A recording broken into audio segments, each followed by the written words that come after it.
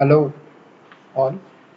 So welcome to Process Automation lecture series for BTech students. So today topic for discussion is Introduction to PLC, in which we are going to discuss basic characteristic of PLC, then functions of PLC, advantages of PLC, then architecture, then PLC operation using a flowchart, then scan time, that is nothing but a type of characteristic, and the types of different PLCs, as well as what are the different characteristics for selection of PLC. So basically, when I say a PLC, a programmable logic controller is a solid state, or we can say computerized industrial controller, which perform discrete or sequential logic in factory environment. So just uh, here the main important point is a sequential logic and discrete logic. So basically we can say that the PLCs are used to implement sequential logic and a discrete logic. So basically we have a on-off controller in process automation, where we have only two state, either on or off. Okay, so for that we can use a PLC also. Now basically originally the PLCs are developed using a mechanical relays, timers and counters, and PLCs are successfully executed a complex control operation in any factory or in any plant. So when I say sequential logic, means there are a sequence of instructions are programmed by the user into the PLC memory, and when the program is executed, the controller operates a system to a correct operating specification.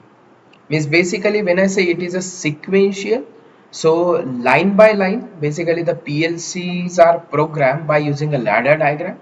So ladder diagram means the program look like a ladder. So this each line, horizontal line, is called as a rung, RUNG. So each rung is dedicated to a separate logic or separate instruction. And when I say sequential logic, means PLC is going to run the ladder program or ladder diagram sequentially, one by one. Okay, now when I say definition, if I want to put if I want to state the definition of PLC, so I can say that the programmable logic controller is currently defined by the National Electrical Manufacturer Association, that is NEMA, as a digital electronic device. A PLC is nothing but a digital electronic device that uses a programmable memory, to store an instruction and to implement specific functions.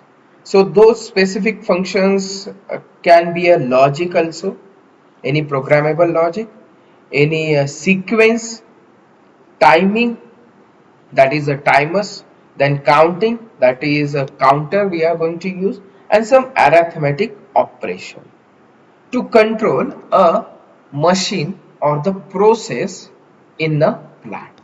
Okay, so this is nothing, we can say a simplified definition of PLC. Now when I say the PLCs are very much popular in a factory environment or in a plant environment because of the huge advantages of PLC, in which the main advantages are like in PLC we have a faster scan time.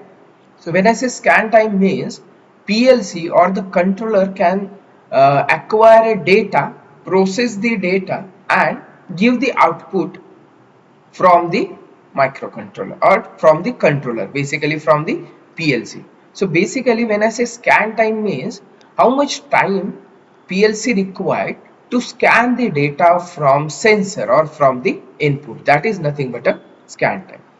Then PLCs are having a intelligent input output devices so that we can have some special IOs are also available which are used to perform a specific operation. Then PLCs are having a high speed counter because in most of the manufacturing companies we have to count the product, okay, so that PLCs are used in those applications. Then PLCs are having a supervisory control capabilities, basically the DCS, we can say distributed control system, can be implemented using a PLC. Then PLCs are reliable in operation and flexible in programming and reprogramming. Basically, programming and reprogramming can be done at the field also. So that is the biggest advantage of PLC. Again, as compared to other microelectronic controllers, the PLCs are cost effective first of all. Then we have a small physical size and a minimum maintenance. So those are the advantages of PLC which makes the PLCs popular in industry. Now, when I say the we have a small physical size of PLC, cost effective and minimum maintenance, those are depends on the application. Okay, which application you are going to implement. For that application you have to select a appropriate PLC. So we have a unitary PLC and modular PLC. So when I say unitary PLCs are having a power supply, then CPU and limited number of IOs, input and output. So basically we can say we have a 20 IOs, out of which 12 IOs, 12 are input and 2 are output. Okay, or we can have 20 inputs also and 12 outputs also, means total 32 IOs are also available.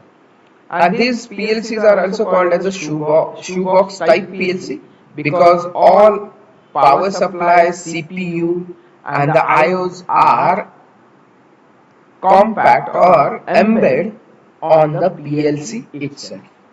Okay, means these PLCs are having a limited IOs as well as memory. Limited IOs as well as memory. So if you want to increase IOs or memory, you cannot increase in the existing PLC, you have to replace the PLC. But to avoid that particular disadvantage, we can say we have a different types of second type of PLC, that is a modular PLC. So when I say modular PLCs are having a separate modules. So separate modules, or it is also called as a separate cards. So separate modules for power supply, then CPU, input, output, timer, counter, ADC and DAC. And it is also having some expansion modules. So basically these modular PLCs are called as a rack mounted type PLC. Rack mounted type PLC.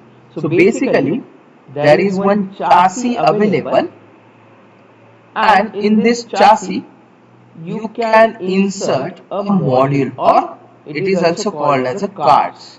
So as per your requirement you can purchase or procure a card of either a power supply, output, input, timer, counter, and you have to just insert those cards into this rack, and the PLCs are configured as per your application.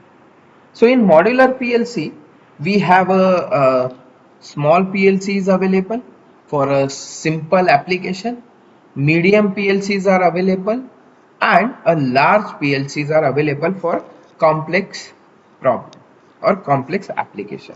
So basically the small, medium and large PLCs are categorized based on number of IOs, then the CPU functionality, and a memory and a memory. So basically small PLCs are having a less than 100 IOs. Then generally the memory for small PLCs are 2 KB to 10 KB. 2 KB to 10 KB is available. Similarly for medium PLC, we have some extended instruction sets are available which are applicable or which can be used for mathematical functions. Then PID process control. Okay, so specific instructions are available in medium PLC. So we have the 4000 to 8000 IOs in medium PLC. Then if we say for large PLC, so basically the purpose of introducing a large PLC is to provide enough user memory space. So basically memory is an important constraint in case of any controller. So basically to provide enough user memory space and a specific IOs input and output, the large PLCs are introduced. Large PLCs are introduced. Now in large PLCs, the entire plant or entire factory is divided into some specific part, and for each part we control each part with a specific or a separate PLC. Those are large PLC, and those large PLCs are connected to each other, or those are connected in a network, we can say, using LAN protocol, local area network protocol. Okay, so the advantage of this is it is nothing but a distributed control system. So basically the advantage, we can say, if this PLC is failed due to some reason, okay, the entire plant, this will not affect the entire plant. This damage will not affect to your entire plant. But if we use a separate single large PLC to control the entire plant, and if that PLCs are damaged, that time the entire plant is in shut position. Okay, so these are the types of PLC.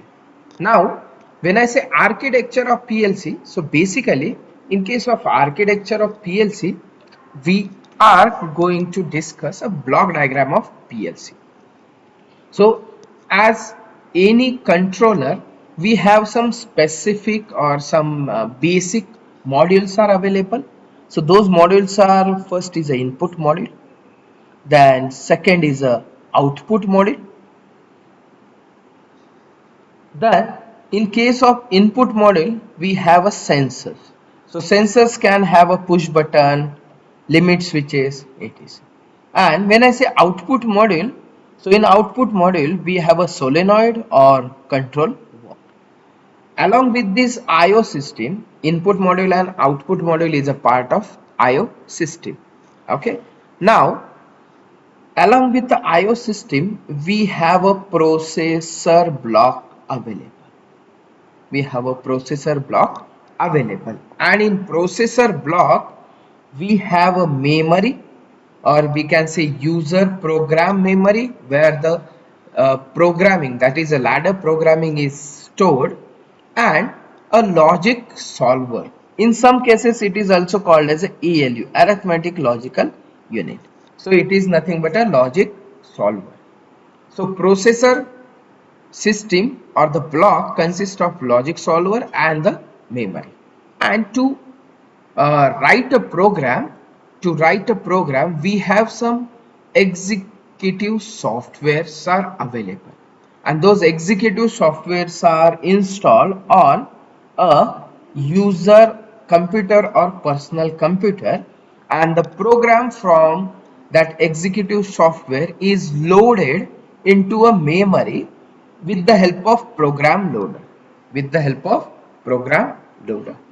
So this is the basic description of PLC's block diagram. And if we enlarge the processor section, so processor section, we have a processor itself or a logic solver, which is nothing but a processing unit or central processing unit along with the memory. So when I say processor section, so processor section, we have a central processing unit where all the processing or the compilation of data is done. Then we have a IO interface here, and along with this we have a four types of memories are available. So first is the executive memory. In this memory, the executive software is installed. Then we have an internal RAM where the actual system informations are stored. And we have a user memory where the PLC program or the ladder program is stored, and along with that we have a IO image memories are also. All those memory along with the IO interface are connected to a central processing unit, that is a CPU, through address bus and data bus. Okay, and to communicate between CPU, memory and IO, we have some communication interface or communication protocol along with the power supply. Okay, so this is nothing but a processor block diagram, we can say. And when we are discussing a memory, so two basic memory types are volatile and non-volatile. So you know that when I say volatile means it can erase after shutting off the power supply, and same for non-volatile means it is a permanent one. So here the ROM memory, that is read-only memory, is non-volatile, and RAM memory, random access memory, is volatile. In case of PLC, we are using EPROM and EEPROM. EPROM and EEPROM. So EPROM is nothing but electrically programmable read-only memory.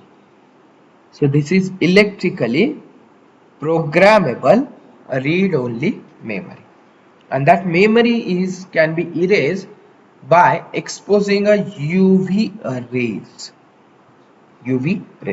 But it is not always possible to expose a memory to a UV rays for erase for a deletion of memory.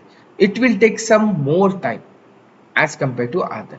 So to avoid that, we have a second type, that is EEPROM, where it is a EPROM, that is electrically programmable ROM memory, but that can be erased with the help of electrical pulses. Okay, so these are the types of memory. Now when I say the working of PLCs or the execution cycle of PLC, we have a flow chart given. So simple: first power up the PLC. After power on the PLC performs some diagnostic check for all the internal components like input, output, memory, all are checked by the PLC. If there is some fault in diagnostic check, it will move the PLC to some safe state until the fault is clear. Until the fault is clear. Okay. When the fault is clear, again PLC will perform the diagnostic check. If it is correct, then PLC will scan the input. Then after acquiring a data, whatever the logic you have implemented in a PLC using ladder diagram, that logic is going to solve. Then again PLC will scan the output, and based on the controlling signal, the output signal is communicated to a particular actuator or output. And again, after completing a one execution cycle, PLC will check the internal components once again using diagnostic check. If it is there is no fault, then it is again scan the input, perform the logic or solve the logic, scan the output and communicate. Okay, and this execution cycle is continuously in running position. But when after check if there is a fault, again the PLCs are moved to a safe state until the fault is clear. Okay, so this is the basic working principle or working of PLC. Now the selection criteria. So if you want to select a PLC for a specific application, so there are some specific criterias you have to check. So first and foremost important is how much input outputs are required for your application. Then after selection of IOs, number of IOs, what type of IOs are required? Basically, you can have a digital IOs only, you can have an analog IOs only, or you can have a digital as well as analog IOs available.